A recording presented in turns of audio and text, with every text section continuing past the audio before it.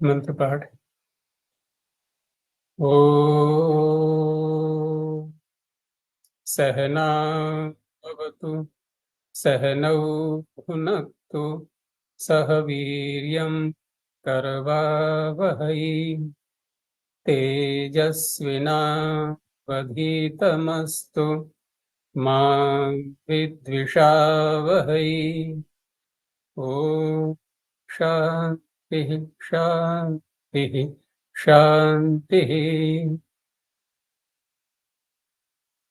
प्रथमा वृत्ति की 218वीं कक्षा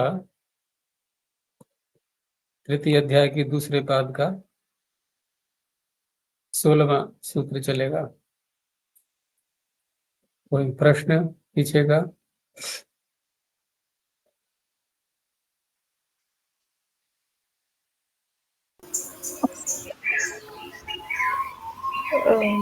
ये स्तंभे रमः स्तंभकर्णयो रमजपोः, इसमें आचार्य जी तत्पुरुषे कृति बहुलम से हमने सप्तमी विभक्ति का आलोक किया था। लुक नहीं, आलोक। आलोक। तो यहाँ बहुलम से किए हमने, मतलब हाँ, बहुल कह करके ही, कहीं किसी का नाम तो नहीं लिया गया और न किसी व्यक्ति की बात है, तो क्योंकि बहुल कह करके अन्य व्यक्तियां भी ले ली जाती हैं। जिसे पीछे जो इसको सूत्र है वो कौन सा है? सप्तमी सप्तमी वाला सूत्र है ना, जो इसके पीछे सूत्र है। पहले पंचमी का प्रारंभ होता है, पंचम्याः स्तोकादिभ्यः, और उसके आगे फिर मन ओजस तमस स्थिति आया मानस संजाया माज्याम च आत्मनश्च वैयाकरणाख्यायां चतुर्थ्या परस्य च सप्तम्यां। तो हलदंता सप्तम्याः संज्ञायाम, यहाँ से सप्तमी का प्रारंभ हो गया। तो सप्तमी का कहने के बाद फिर ये जो सूत्र कुछ और दिए उसके आगे दे दिया फिर तत्पुरुषे कृति बहुलम। तो उस अवस्था में ये अन्य व्यक्तियों को भी ले लेता है, तो इसलिए इसी को लगा देते हैं सीधा। अगर किसी उदाहरण में कोई ऐसा शब्द आ रहा है जो किसी सूत्र में ही पढ़ा हुआ है, तब तो हम उसको ले लेंगे। लेकिन अन्य स्थलों पर, क्योंकि हलनता सप्तम्या संज्ञायाम, ये संज्ञा में कर रहा है मुख्य रूप से, केवल यौगिक शब्दों में नहीं लगेगा। ये संज्ञा का तात्पर्य होता है योग रूढ़। संज्ञा शब्द जब आता है ना, तो वो शब्द योग रूढ़ बन जाते हैं। तो ये एक सामान्य यौगिक अर्थ के रूप में यदि लेंगे तो वहां नहीं लगेगा वो, तो तत्पुरुष कृति बहुलम। तो ये बहुत व्यापक सूत्र है, या यूं भी कह सकते हैं कि सब इसी का ही प्रपंच है ये यहाँ पर। तो कुछ प्रपंच के सूत्र भी देने पड़ते हैं विस्तार करने के लिए, जैसे कि समास के प्रकरण में था विशेषणम विशेषण बहुलम सूत्र कह करके भी, और फिर भी बहुत सारे सूत्र दे दिए। ऐसे ही यहाँ पर है, ये मुख्य सूत्र है यहाँ पर तत्पुरुषे कृति बहुलम, और अन्य सब उसके हो गए ये विस्तार करने के लिए।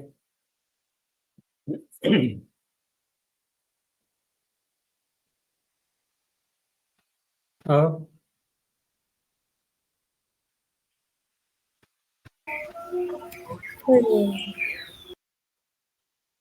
तो आगे सूत्र अधिकरणे शेते तक हो गया था, और वहां पर अच प्रत्यय आ रहा था पीछे से।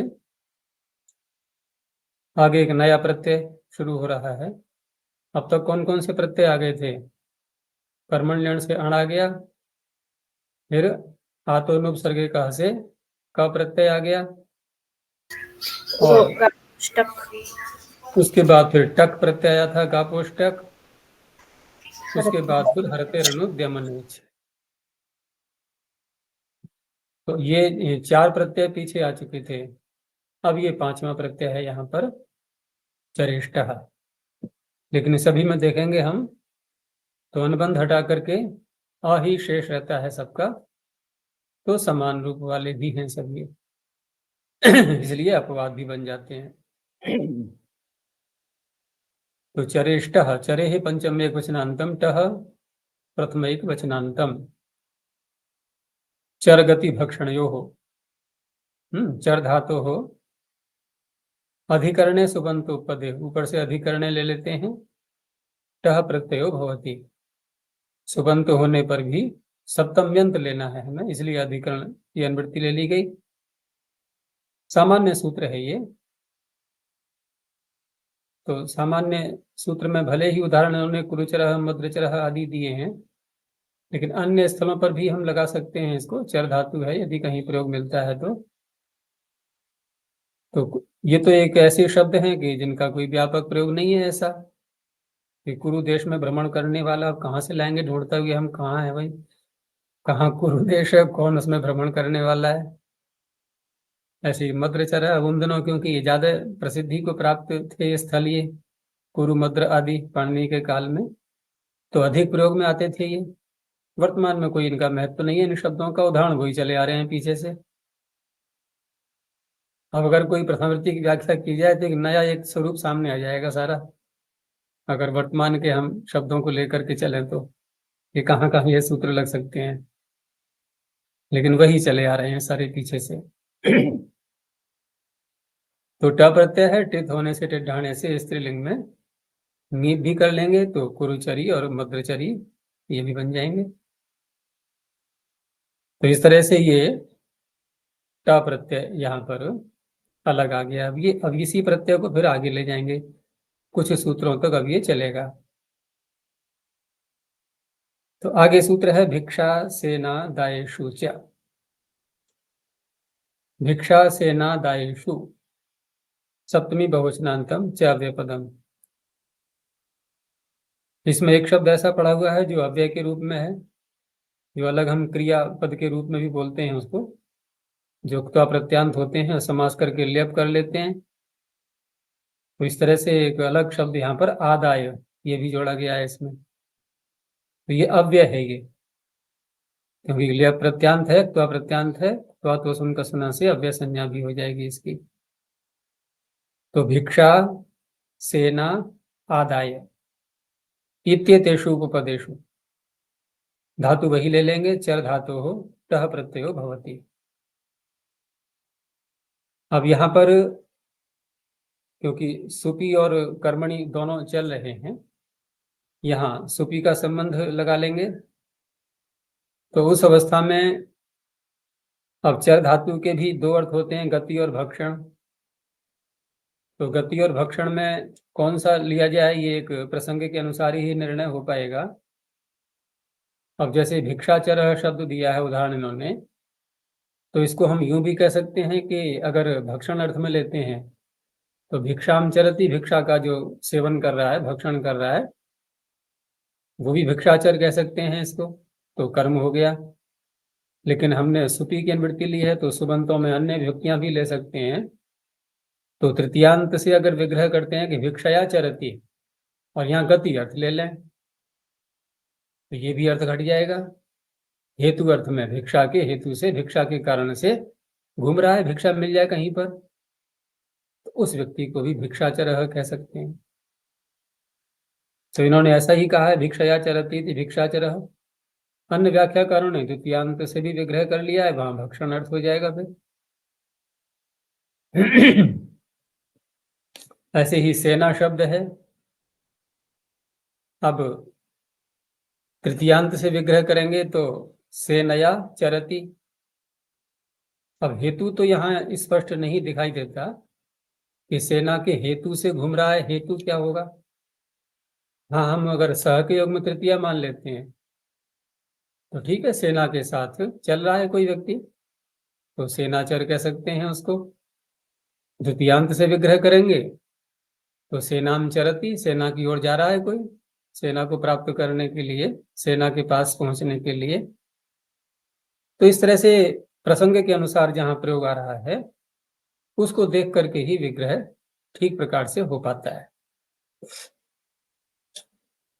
आदाय, आचार्य जी, यहाँ सुपी अनुवृत्ति लेकर हमने कर्म में भी किए थे, तो पहले कर्म कह करके जो अण प्रत्यय किया है, तो ऐसा हो सकता है यहाँ कर्म में भी करें हम ट प्रत्यय? देखो, जहां कर्म की अनुवृत्ति लेंगे वहां तो केवल कर्म ही ग्रहण होगा। जहां सुपी की अनुवृत्ति लेंगे वहां कर्म भी ग्रहण होगा और अन्य विभक्तियां भी आ जाएंगी, क्योंकि सुपी कहने से कर्म निवृत्त नहीं हुआ। सुबंतों में कर्म प्रत्यांत शब्द भी आ गया, कर्म संज्ञा वाला, और अन्य भी आ गए।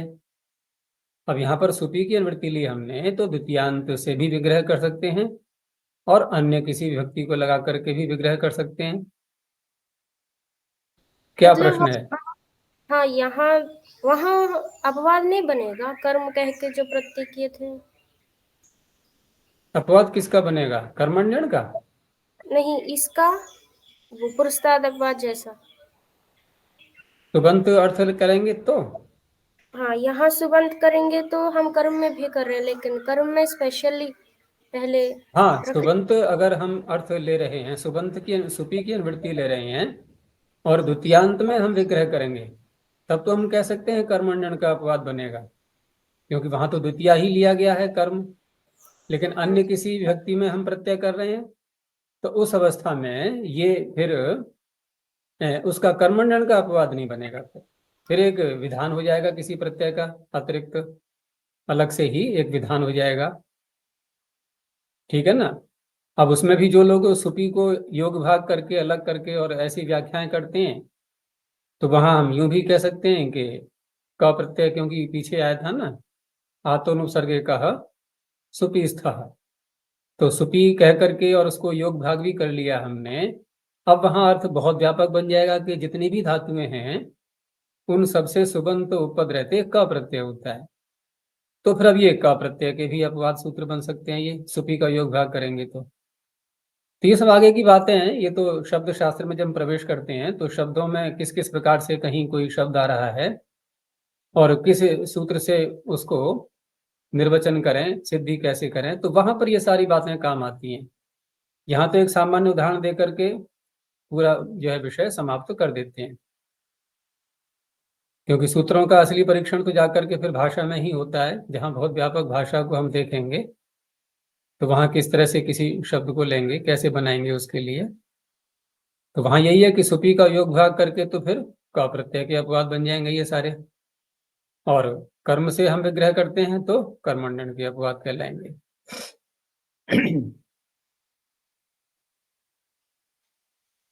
तो आगे थे हम आदाय चरः। तो आदाय में, अब आदाय का अर्थ क्या होगा? लेकर के, आदानम कृत्वा, आदानम कृत्वा चरति, आदाय चरति, कुछ लेकर के घूम रहा है। तो इस तरह से आदाय शब्द, अब यहाँ क्या मानेंगे हम? कौन सी विभक्ति लाएंगे? भाई जो भी लाएंगे उसका तो लोग हो ही जाना है, अव्यय के रूप में है ये। और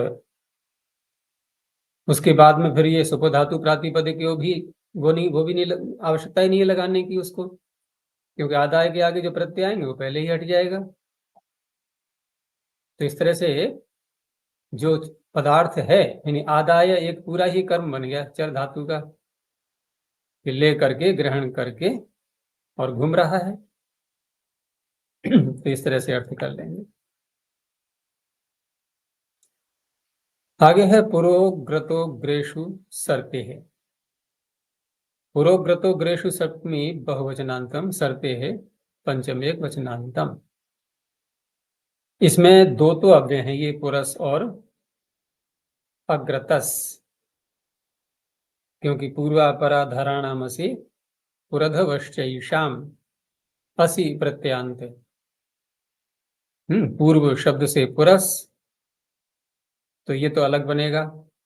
और अग्रतस जो बनाएंगे हम, तो अग्र शब्द से तसी प्रत्यय, तो अग्र शब्द से तसी प्रत्यय यूं तो नहीं मिलता है कहीं पर, लेकिन वहां जो तसी का जो प्रकरण है, पंचम्यास तसी ही, तो वहीं पर एक वार्तिक भी साथ में दे दिया गया है कि तसी प्रकरणे आद्यादिभ्य उपसंख्यानम।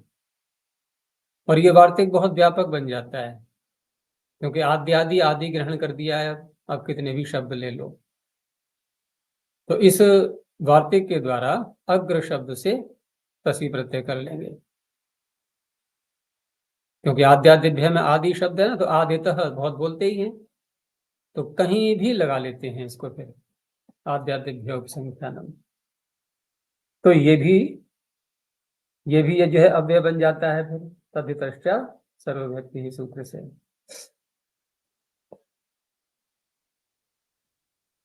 और तसी प्रत्यांतों के स्थान में भी तो फिर हम तसिल करते हैं बाद में, तसेश्च। वहाँ तसेश्च सूत्र है, पंचम्यास तसिल तसेश्च। तो ये दोनों हो गए अव्यय। अब रही बात अग्र शब्द की, तो पाणिनि ने यहाँ पर यदि हम ये देखें कि अग्र अकारांत है और सप्तमी का बहुवचन ला रहे हैं, तो अग्रेषु तो बनना ही था एकार करके, बहुवचने झल्येत। लेकिन यहाँ पर अग्रे जो द्वंद्व समास किया गया है, पुरस अग्रतस और अग्र, तो द्वंद्व समास में क्या नियम होता है पूर्व निपात का? या तो अल्प अच वाले पहले आएंगे, तो अल्प अच वालों में हम देखते हैं तो पुरस में भी 2 अच हैं, अग्र में भी 2 अच हैं, लेकिन अग्रतस में 3 है। तो अब कैसे निर्णय करेंगे? तो फिर आजादी दंतम, आजादी भी और देख लिया हमने, तो कौन सा आना चाहिए? फिर अग्र पूर्व में आना चाहिए। तो पाणिनि जब कहीं पर ये व्यतिक्रम कर देते हैं पूर्व निपात में, तो व्याख्याकार फिर उसे और भी अर्थ निकाल लेते हैं, और अर्थ ऐसे नहीं, उदाहरणों के अनुसार, प्रयोग के शब्दों की उपलब्धि के अनुसार। क्योंकि उपलब्धि ये हो रही है कि अग्रेसरः ये मिल रहा है शब्द, तो अग्रेसरः मिल रहा है, तो फिर अग्रे में हम क्या करें? यहाँ पर एकार कहाँ से लाएंगे? तो अब ये माना गया कि पाणिनि ने जो क्रम रखा है पूर्व निपात का, वो व्यतिक्रम कर दिया, उसका उलट पलट हो गया। तो इससे एक अतिरिक्त अर्थ और ये निकलेगा कि अग्र को पाणिनि अग्रे एकारांत निपातन करके यहाँ पर मान रहे हैं। यानी कि हम जब समास करेंगे तो पुरश्च अग्रतश्च अग्रेच, अग्रश्च ऐसे नहीं बोलेंगे या अग्रम च। तो इस तरह से यहाँ निपातन से एकारांत भी इसको माना गया है। इसलिए उदाहरण में जो अग्रेसरः है ये कोई विभक्ति नहीं है, ये एकारांत निपातन है। अब कोई कह सकता है कि हम तत्पुरुषे कृति बहुलम से यहाँ पर सप्तमी का आलोक भी तो कर सकते हैं। तो सप्तमी का आलोक तभी तो करेंगे जब सप्तम मंत्र से विग्रह करेंगे। अगर हम प्रथमा से विग्रह कर दें तो अग्रह सरति, जो आगे खड़ा है व्यक्ति वो गमन कर रहा है, अब क्या करेंगे? फिर तो अग्रसर ही बनेगा ना। वहां तत्पुरुषे कृति बहुलम कहाँ से लगाएंगे? फिर वहां तो नहीं लगेगा वो। तो इसलिए अच्छा जी, बहुलम कह दिया तो करते हैं। बहुलम कह दिया तो क्या करेंगे? किसका आलोक करेंगे? किसका आलोक करेंगे? कुछ है ही नहीं। हमने प्रथमांत से विग्रह किया है ना, हाँ जी। तो प्रथमा का आलोक करेंगे। प्रथमा का आलोक करके क्या बनेगा?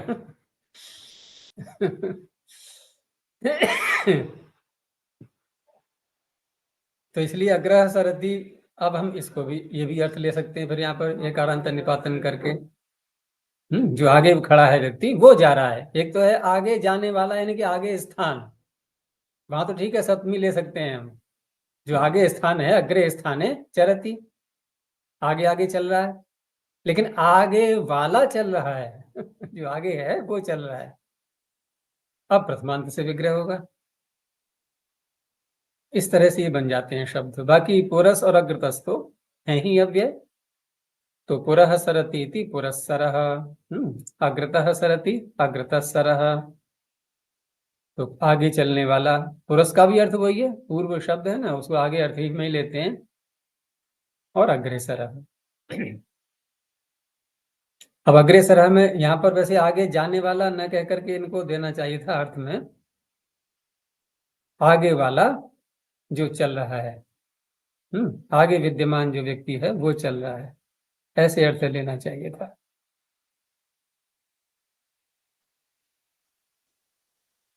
तो श्री धातु से ट प्रत्यय हो गया। आगे है पूर्वे कर्तरी, पूर्वे सप्तम एक वचनांतम कर्तरी सप्तम एकवचनांतम। अब यहाँ पर जो ऐसे शब्द आएंगे इन सूत्रों में, इस कर्मण्यन वाले पूरे प्रकरण में, यहाँ दूसरे पाद में, तो एक तो ये ध्यान रखना है कि ये सारे ही प्रत्यय कर्तरीकृत से कर्ता में होते ही हैं। फिर भी यदि कहीं कर्तरी शब्द आता है, अन्य कोई आएगा वहां तो संदेह नहीं होगा, लेकिन कर्तरी जहां आता है वहां थोड़ा सा अटपटा सा लगता है कि क्या हम अर्थ ये करें यहाँ पर कि कर्ता वाच्य होने पर यानी कर्ता विधेय हो तो उस अवस्था में पूर्व शब्द उपपद रहते सी धातु से ट प्रत्यय करेंगे, तो ये संगत अर्थ नहीं होगा, क्योंकि कर्ता में तो कर्तरीकृत बोल ही रहा है ना। तो यहाँ तात्पर्य है कि हम जब सुपी की अनुवृत्ति ला रहे हैं तो सुपी की अनुवृत्ति लाने पर कोई भी विभक्ति ला सकते हैं। उस अवस्था में अब ये कर्तरी ये एक निश्चय कर देगा कि आपको प्रथमांत से विग्रह करना है, ठीक है ना। कर्ता को तो धातु कहेगी, वो तो शब्द पूरा कहेगा, वो तो बात अलग रही, लेकिन जो विग्रह कर रहे हैं जिस शब्द से हम, अब कर्ता को तो ये भी कह रहे थे पुरस्सरः अग्रतस्सरः, ये क्या कर्ता नहीं है सारे ये?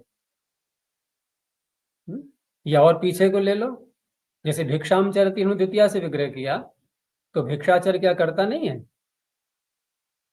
कर्ता वहां भी है, लेकिन उपपद में भी कर्ता हो उसके लिए फिर कर्तरी शब्द घटेगा। इसलिए सुबंत के साथ में कर्ता को जोड़ेंगे, यानी कर्तरी सुबंत उपपदे, कर्तरीवाचिनी सुबंत, पूर्व सुबंत उपपदे श्री धातु ट प्रत्यय भवति। तो पूर्व सरति, जो पहला व्यक्ति है वो चल रहा है, पूर्व खड़ा है ये।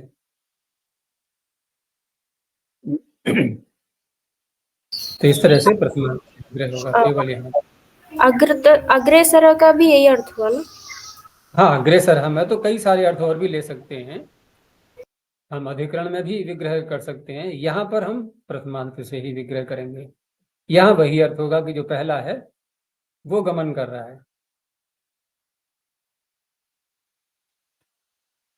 तो ये तो हो गए एक प्रकार के सामान्य सूत्र। अब थोड़ा एक विशेष सूत्र आया ये जो अधिक व्यापक है, ये क्रियो हेतु ताच्छील्यानुलोम्येषु।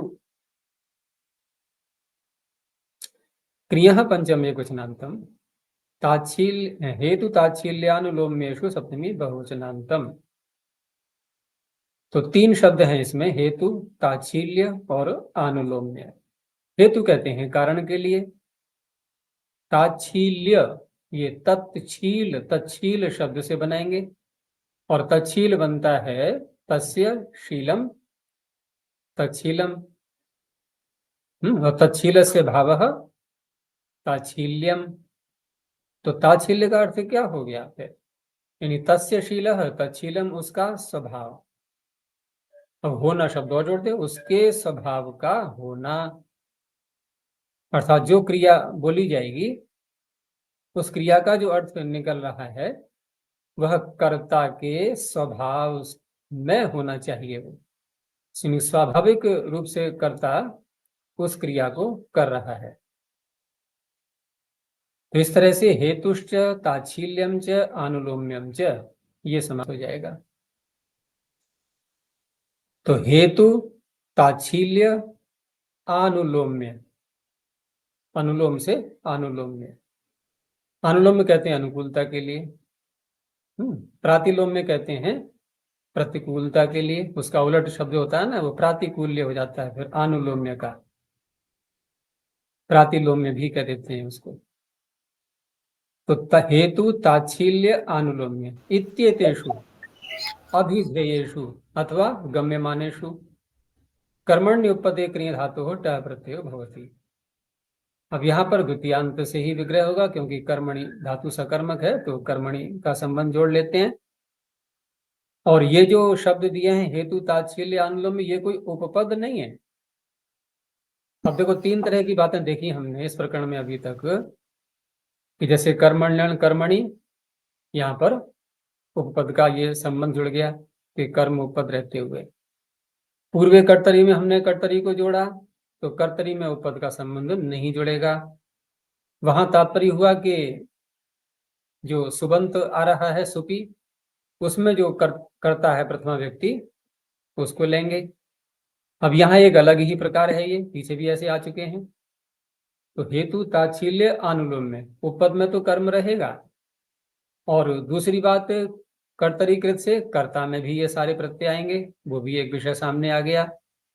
फिर ये क्या है, तो कर्ता वाचक शब्द बनने पर भी, कर्म उपपद रहने पर भी ये अर्थ और विशेष जुड़ गया उसमें, 3 प्रकार का, कि इनमें से भी कोई अर्थ निकलना चाहिए।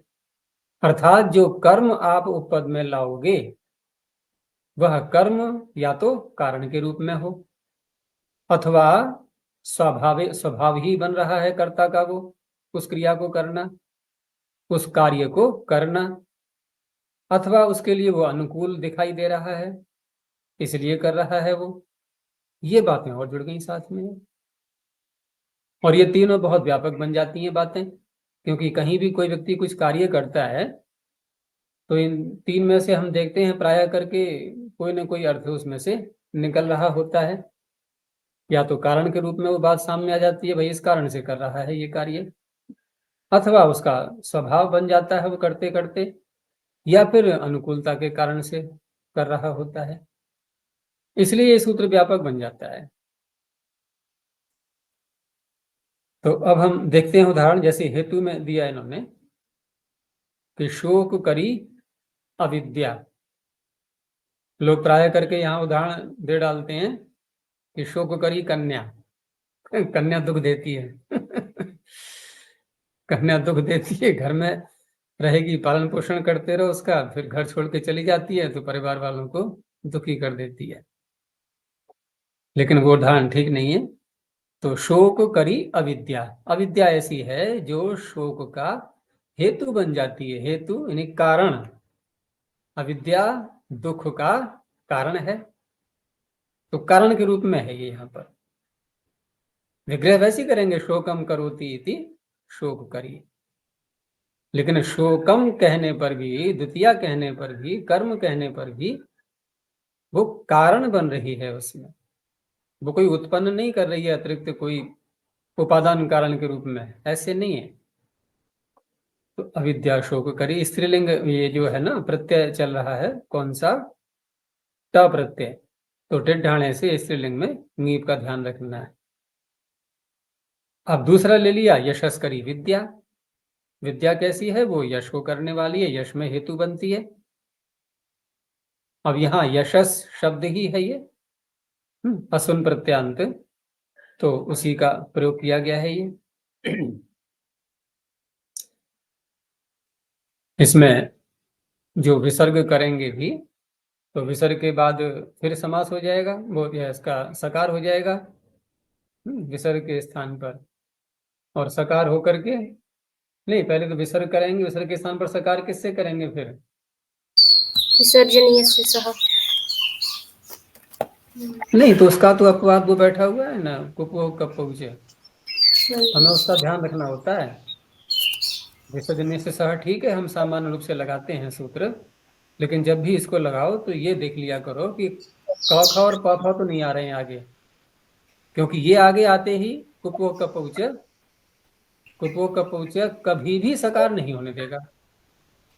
क्यों, उसका कहना यह है कि यदि कवच यानी कि क ख और प फ यदि आगे आ रहे हैं तो या तो विसर्जनीय होगा, विसर्जनीय के स्थान पर, अथवा जिह्वा मूल्यो पद्मानी हो जाएंगे। तो अब उसी का ही अपवाद है आगे का सारा प्रकरण, वहां पर तो उसी में सूत्र आया हुआ है, अतः क्री कमी कंस कुंभ, ये सूत्र बोलते हैं ना आगे, तो वहां पर क्री, क्री से तात्पर्य क्री धातु का कोई भी बना हुआ शब्द,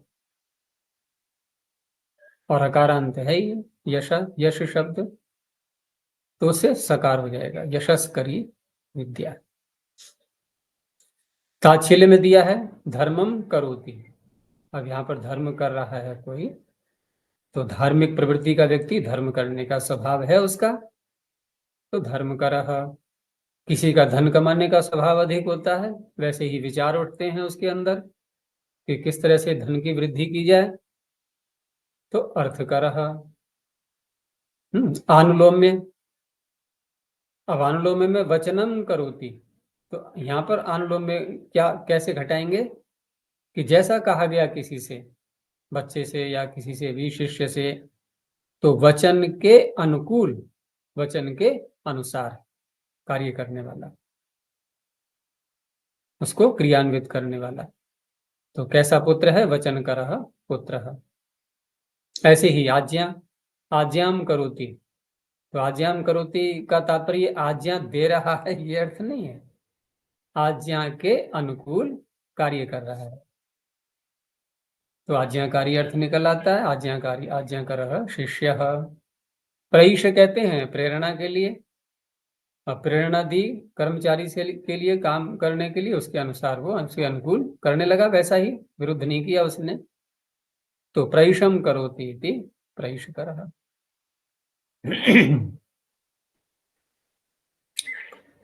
अब जो प्रश्न ये उठेगा कि क्रिय धातु से ट प्रत्यय हमने कर लिया और बहुत सारे शब्द इससे बन सकते हैं, तो फिर आगे के सूत्रों से हम ये और क्यों बना रहे हैं?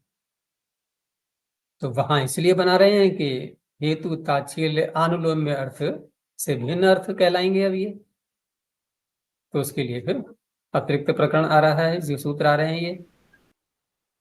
और फिर किसके अपवाद जाएंगे ये? भाई कर्मण्यण, कर्म अगर लेते हैं तो कर्मण्यण के ही अपवाद बनेंगे ये, क्योंकि हेतु ताच्छील्य अनुलोम में से भिन्न अर्थों में कर्मण्यण ही तो लगेगा फिर, अगर ये अर्थ नहीं आ रहे हैं तो इस तरह से ये बड़ा सूत्र, क्योंकि बहुत सारे शब्द हैं इसमें इकट्ठे कर दिए गए हैं, सब ये बनते हैं सारे ट प्रत्यांत, तो अण की प्राप्ति में। इसमें सुपी और कर्मणि दोनों को लाते हैं, लेकिन सुपी का संबंध केवल सभी के साथ तो नहीं लगेगा, इसके जो दिवा शब्द है इसके साथ में लगाते हैं पहला शब्द, बाकी में कर्म का ही संबंध जुड़ेगा। तो दिवा विभा इत्यादि जो सूत्र है ये सप्तमी का बहुवचन है, एक ही पद है पूरे सूत्र में, तो द्वंद्व समास कर लेते हैं इसमें। तो शब्द अलग अलग करके देखेंगे तभी समझ में आएगा। तो इसमें एक भास्कार शब्द है, भास्कार, तो भास्कार में भास अलग है, कार अलग है, और यहां पाणिनि ने भास के सकार को यहाँ विसर्ग होना चाहिए था, अथवा जिह्वामूली उपदमानी, जो बात मैं कह रहा था अभी, क्योंकि सकार तो नहीं हो सकता। फिर ये आकारांत भी नहीं है जो हम अतः क्रिकमी सूत्र लगा दें, ये तो आकारांत है ना। आकारांत का तात्पर्य मूल स्वरूप में नहीं, जब विसर्ग आगे हैं उस अवस्था में देखो कैसा है, आकारांत के आगे ही तो विसर्ग आएंगे। तो आकारांत होने से हम अतः क्रिकमी भी नहीं लगा सकते, जैसे कि हमने पीछे लगाया था, किस में लगाया था अभी, यशस्करी और, हाँ यशस्करी में। तो फिर अब ये यहाँ पर कैसे पढ़ा पाणिनि ने सकार? तो उससे पाणिनि ये कहना चाहते हैं कि देखो सूत्र तो आपको कोई नहीं मिलेगा भास्कर शब्द बनाने के लिए, भास्कर जो इसका उदाहरण बनेगा, तो वहां पर कोई सूत्र आपको नहीं मिलेगा जो आप सकार कर पाओगे विसर्जनी के स्थान पर। इसलिए मैं पहले सूत्र में ही पढ़ देता हूं इसको ऐसा ही।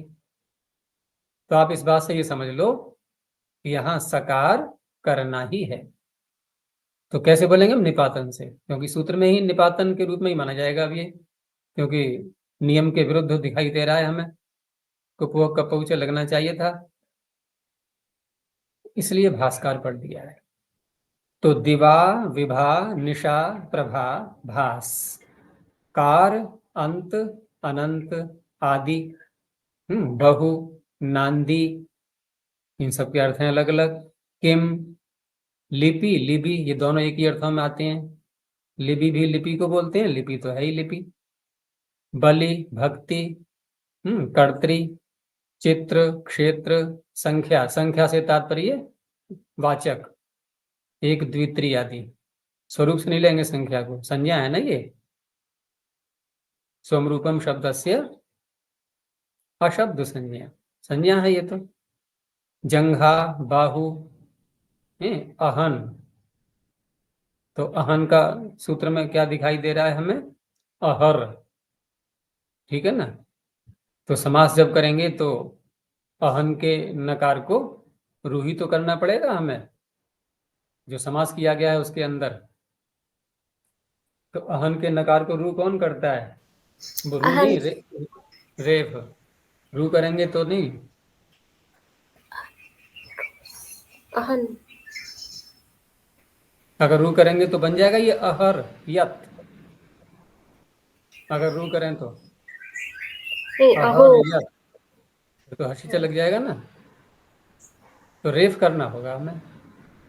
तो दो सूर सदा ध्यान रखो अहन शब्द के लिए, क्योंकि पदांत में पदस्य का अधिकार चल रहा है। तो सजुषो रुः, अवयाः श्वेतवाः पुरोडाश्च, आगे अहन। तो यहां तो पद के अंत में लग जाएगा ये। जहां भी पद के अंत में अहन शब्द आ रहा है, वैसे पद के अंत में तो अगला सूत्र भी है, लेकिन यहां पदांत में अहन के नकार को इसने रू कर दिया। अब ये सूत्र यहां लगने लगा। अहन के आगे यत शब्द आ रहा है ना, ये लगने लगा सूत्र। इससे कर लेंगे तो अहो बनेगा, फिर अहो यत। फिर आगे सूत्र आया रोसुपी, रह असुपी। र में अकार उच्चारण के लिए है। तो ये क्या कहता है? अब ये पूर्व सूत्र से हम इसको भिन्न कैसे करें? क्योंकि पद के अंत में तो ये भी है, क्योंकि पद अगर हम देखेंगे तो सुपधातु प्रातिपदिकों से जो व्यक्तियां हटाते हैं, तो वहां तो स्थानीवत हो जाएगा। प्रत्यलक्षण कार्य कर ही सकते हैं, वहां पर कोई समस्या नहीं है। लेकिन वहां पर फिर एक वार्तिक दिया है, क्योंकि प्रत्यलक्षण मानेंगे तो फिर असुपी कैसे कहा जाएगा? रह असुपी। सुप परे नहीं होता है, तो अहन के नकार को रेफ आदेश होता है। तो कैसे लगाएंगे इसको अब? क्योंकि सर्वत्र तो हमें जो है सुप मिल ही सकता है, बहुत से स्थल ऐसे आएंगे। तो वहां एक वार्तिक दिया हुआ है कि अहनो रविधहु, अर्थात अहन शब्द में जब रेफ करते हैं तो उस अवस्था में जो लुक होता है प्रत्यय का, ठीक है ना, वहां प्रत्यय लक्षण कार्य नहीं होता है, उसका निषेध कर दिया गया है। तो इस तरह से जब निषेध कर देंगे तो अब क्या होगा?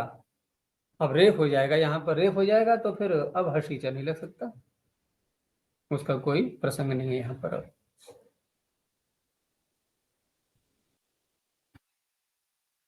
तो ये हो गया अहन यत तत् धनुष अरुस इत्यतेषु सुबंतेषु अथवा कर्मसु। कर्म का संबंध दिवा के ही साथ होगा प्राय करके। तो क्रिय धातु हो टह प्रत्यय भवति। अब एक एक करके देख लो।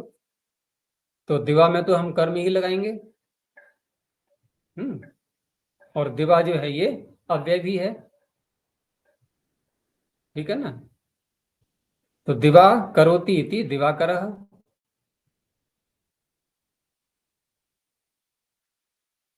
इन्होंने जो विग्रह कर दिया है दिवाम करोति, तो दिवाम करोति कैसे बन जाएगा? दिवा करोति होगा, क्योंकि अव्यय है ना ये। लेकिन मान लेंगे द्वितीय, अर्थ वही होगा कि दिन को करने वाला।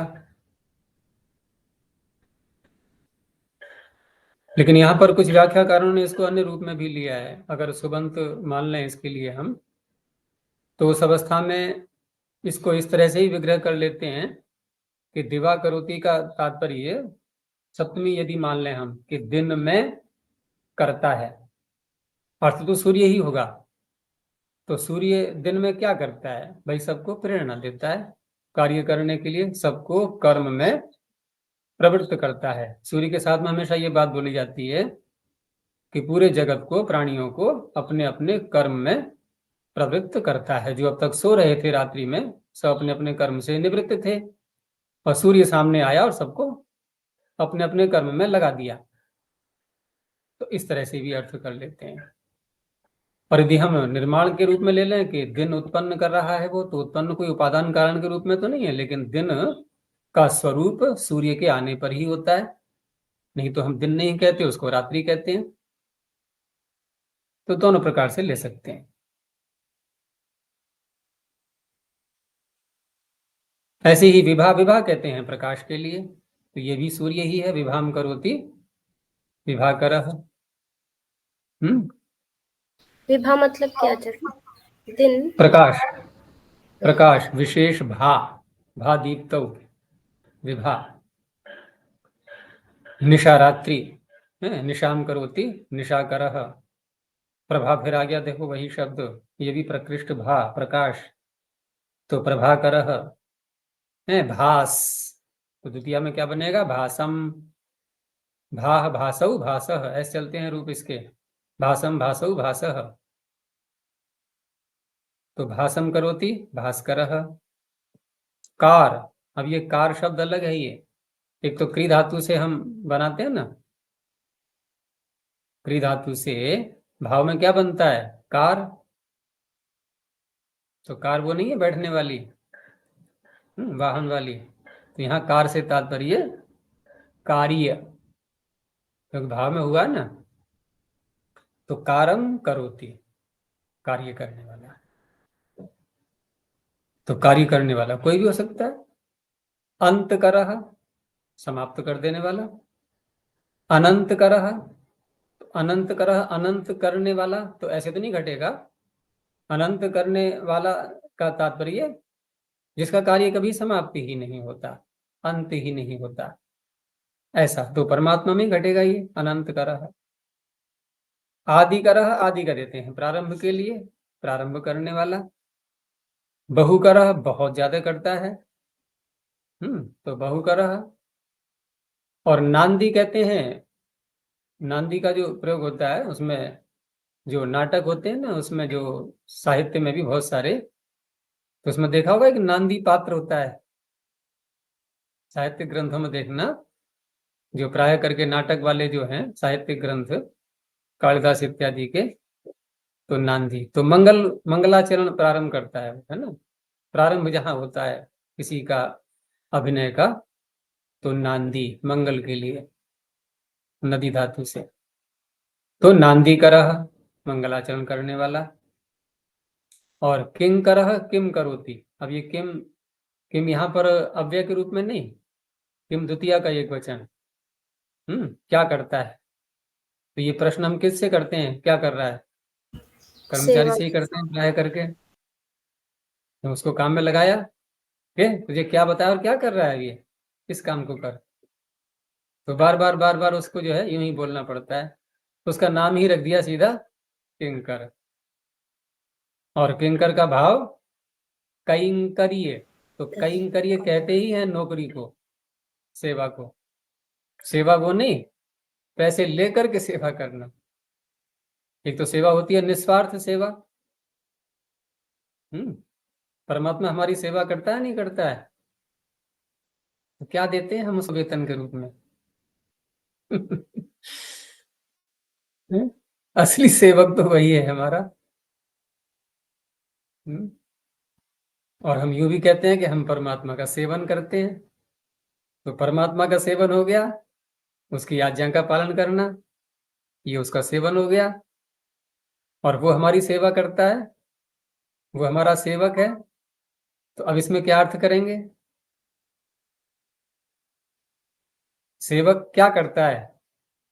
सेवक स्वामी को सेवता है, ठीक है ना। स्वामी को सेवता है का अर्थ स्वामी के अनुकूल कार्य करता है, तभी तो बोलते हैं सेवक उसको। भाई शेवरी सेवने धातु है, सीधा सा अर्थ ये है। अब धातु का अर्थ तो बदला नहीं पाणिनि ने, वही धातु है वही उसका अर्थ हो गया, शेवरी सेवन है। तो सेवक क्या करेगा? सेवक स्वामी को सेवता है, उसको। जैसे हम दवाई का सेवन करते हैं, दूध का सेवन करते हैं, भोजन का सेवन करते हैं, तो क्या करते हैं? अपना लेते हैं उसको। अपना लेते हैं का तात्पर्य अपना बनाना। दवाई का सेवन किया हमने, तो दवाई को अपना बना लिया, अपनाना। तो सेवक भी स्वामी को सेवता है। अपना बना लेता है, क्योंकि उसकी आज्ञा का पालन करता है, वो उसके अनुकूल कार्य करता है। तो परमात्मा भी हमारा सेवन करता है, अर्थात हमारे अनुकूल हमें मुक्ति तक पहुंचाने के लिए सारी व्यवस्थाएं कर रहा है वो।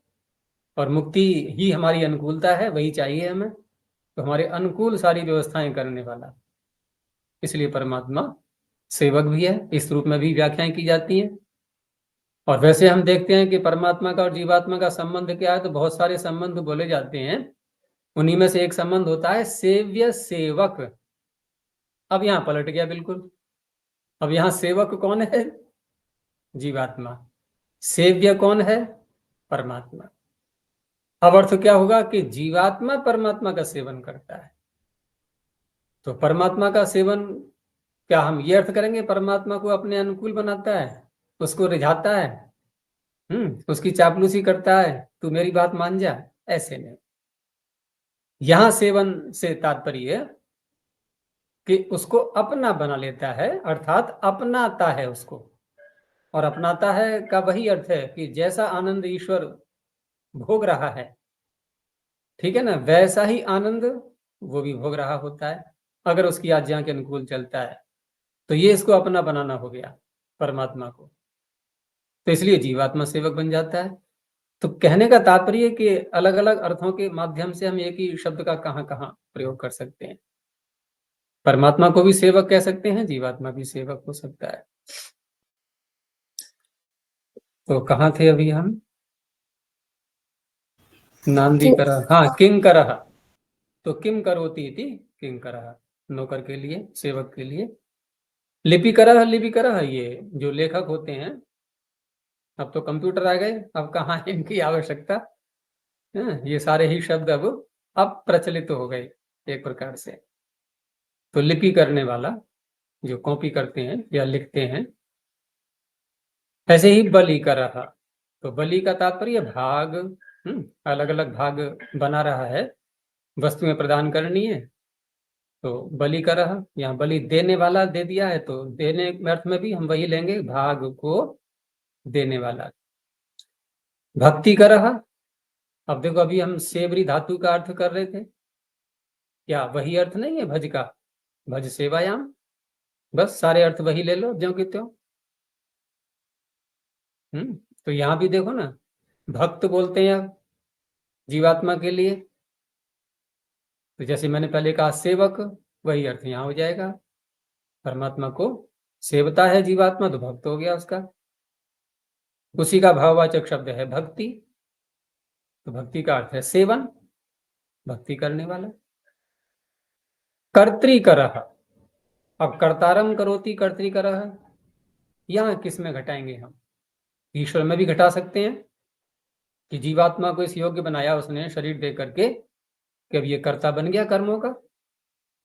कर्तृत्व भाव ला दिया ना इसके अंदर। अब प्रलय काल में था तो कोई कर्तृत्व भाव नहीं था इसके अंदर, कुछ भी नहीं कर सकता था वो।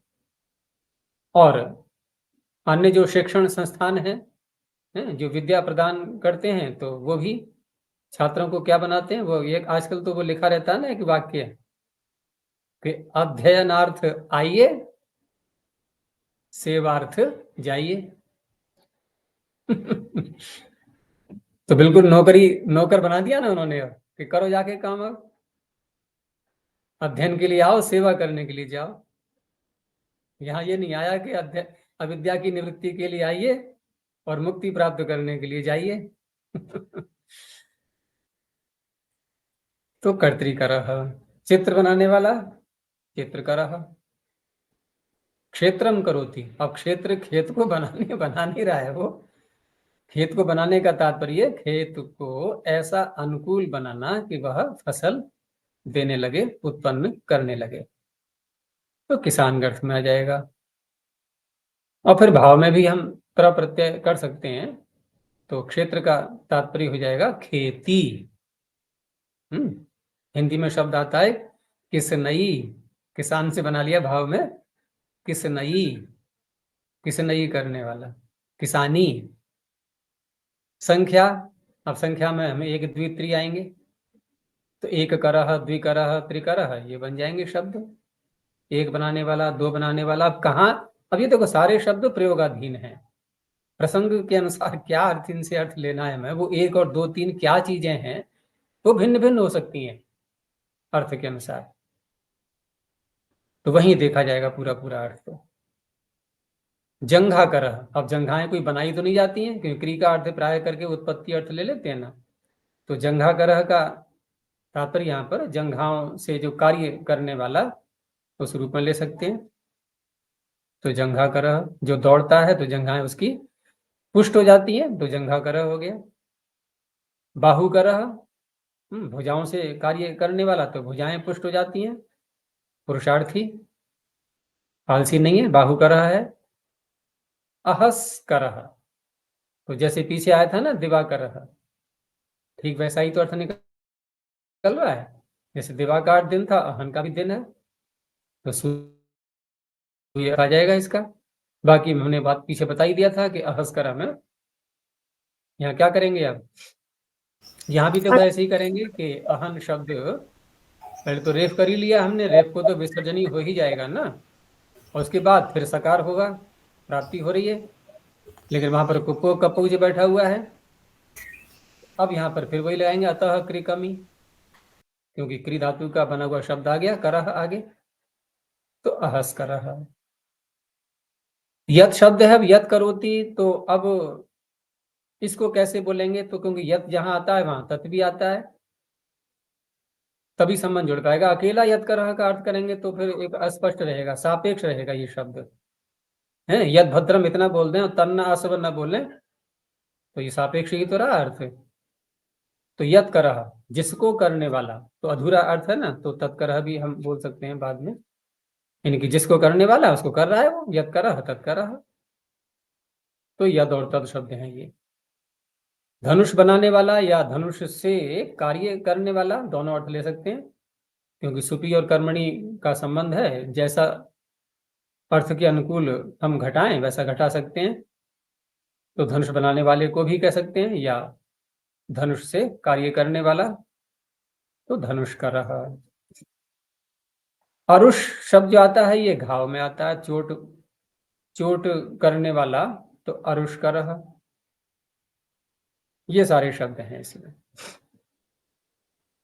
अरुष कर हमें शत्व करने के लिए वो जो मूर्धन्य शकार है ना यहाँ पर, तो नित्यम समास से अनुत्तर पदस्थस्य, उत्तर पद में न हो, जो निमित्त है शत्व करने के लिए, शत्व करने के लिए निमित्त क्या चाहिए, रेफ और शकार, हैं रेफ और शकार,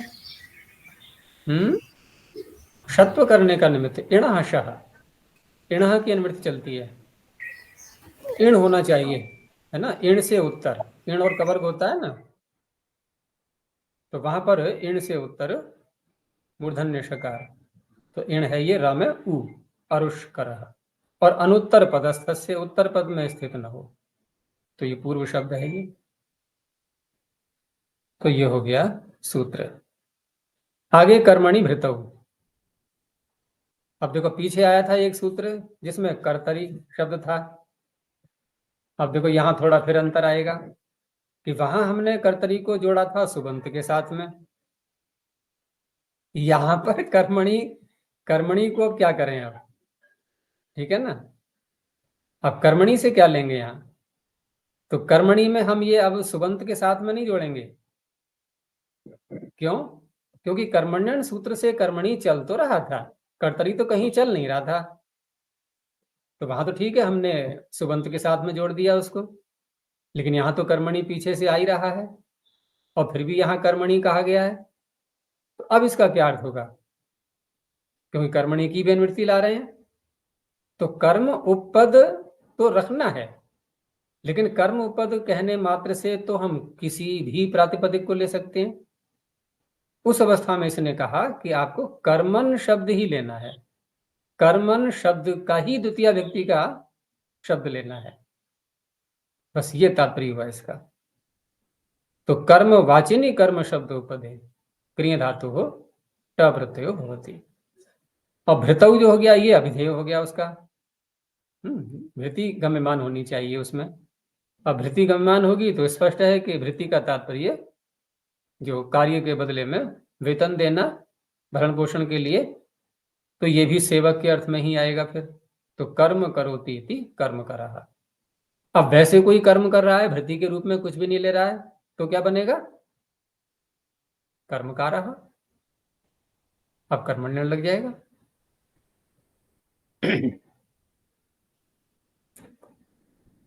अच्छा, अब जो सूत्र है ये जो निषेध कर रहा है आगे वाला कि ट प्रत्यय नहीं होता, तो प्रश्न ये होगा कि कर कौन रहा था? कौन कर रहा था ट प्रत्यय जो रोकना पड़ रहा है? क्योंकि पीछे जो सूत्र दिए थे अभी, जैसे कर्मणि भृतौ में कर्मण शब्द बोल दिया, इसको हम अब नहीं मना कर सकते। दिवा विवाह आदि में भी सारे शब्द आ गए, उनका भी निषेध नहीं कर सकते, वो तो बन ही गए सब। तो सामान्य सूत्र की ओर ही तो भागेंगे। तो सामान्य सूत्र वही है, क्रियों हेतु ताच्छील्यानुलोम्येषु, यही सामान्य सूत्र था। तो इससे जो ट की प्राप्ति हो रही है, तो ये जो शब्द सूत्र में आ रहे हैं, इन शब्दों को यदि हम उपपद में लाएंगे हेतु ताच्छील्य और अनुलोम्य अर्थ को बताने के लिए, अब वहां पर ट नहीं करेंगे, तो कहां पहुंचेंगे सीधे फिर हम? कर्मण्यन, उसी के पास जाएंगे। तो न अव्यपदम शब्द श्लोक आदि सप्तमी बहुवचनांतम। तो शब्द हैं शब्द, श्लोक, कलह, गाथा, वैर, चाटु, सूत्र, मंत्र, पद। इत्येतेषु कर्मसु उपदेशु, क्योंकि स्पष्ट है कि यह कर्मण्यन की ओर ले जा रहा है, तो हमें कर्मणि की ही अनुवृत्ति लेनी होगी, अब सुपी की नहीं। तो क्रि धातुष्ट प्रत्ययो न भवति, तो इस तरह से अण प्रत्यय हो जाएगा। तो शब्दम करोति, वैयाकरण होता है ना, शब्दकारः। श्लोकम करोति, श्लोक की रचना करते हैं बहुत से लोग, आशु कवि। श्लोककारः, अगर झगड़ा ही करने वाला है कोई तो कलहकारः। अब ये वही तो अर्थ निकल रहे हैं सारे, हेतु ताच्छील्य अनुलोम में। ऐसे ही गाथाकारः। अब गाथा का तात्पर्य क्या है? कहानीकार होते हैं ना बहुत से लोग, कहानियों की रचना करते हैं। अपने हिंदी साहित्य में सबसे अधिक कौन थे ऐसे जो बहुत कहानियां लिखा करते थे? हिंदी साहित्य का है नहीं है? प्रेमचंद। हाँ, प्रेमचंद का नाम बहुत आता है। बहुत सारी पुस्तकें हैं उनकी, और काफी रोचक भी हैं उनकी, और शिक्षाप्रद भी हैं। उनकी कहानियों में अश्लीलता नहीं है। प्रेमचंद एक सम्मान की दृष्टि से हिंदी कवियों में गिने जाते हैं, हिंदीकारों में। तो गाथाकारः, वैरकारः वैसा ही हो गया जैसे कलहकारः।